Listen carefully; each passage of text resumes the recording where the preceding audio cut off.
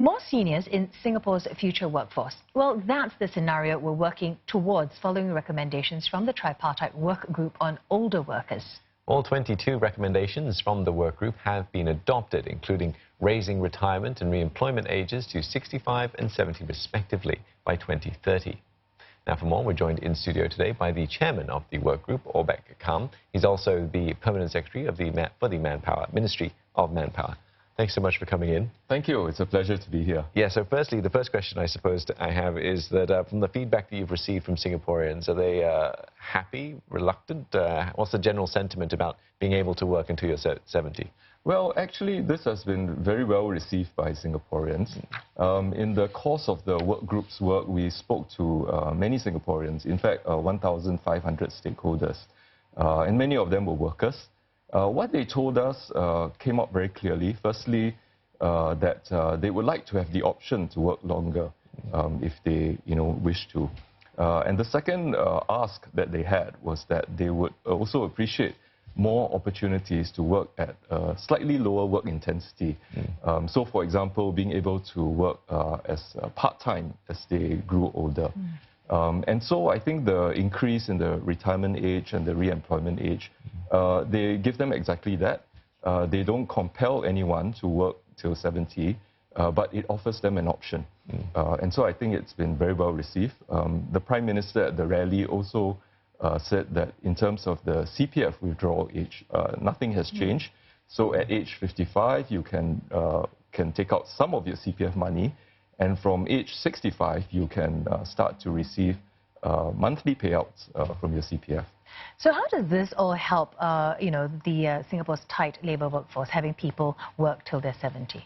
Well, it's quite significant. Our data tells us that by 2030, we will have another 500,000 Singaporeans who are actually aged 65 and over.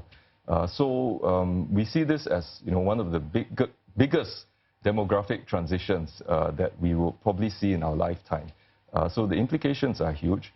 Employers are quite aware of this. They know that while they may not feel it so strongly right now, in 10 years' time, older workers are going to be a very important part of their workforce.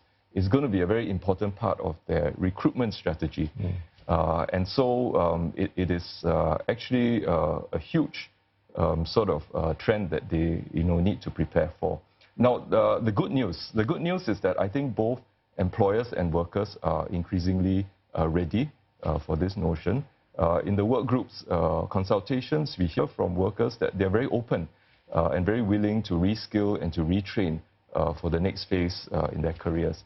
And employers are also increasingly realizing they need to be progressive and they need to offer more age-friendly conditions and support at the workplace. I suppose in some ways it's incredibly pragmatic to make use of the resources you have, and in this case it's the human resource as people age in Singapore. You mentioned it just there about retraining and reskilling. That is something that's going to have to take sort of some major efforts as Singapore continues to progress into AI technology, into all sorts of robotics. It's the technology space which is where the jobs are going to be. So how do you see that sort of being able to help Singaporeans adjust to that? Well, we see technology actually as a very important part of the solution.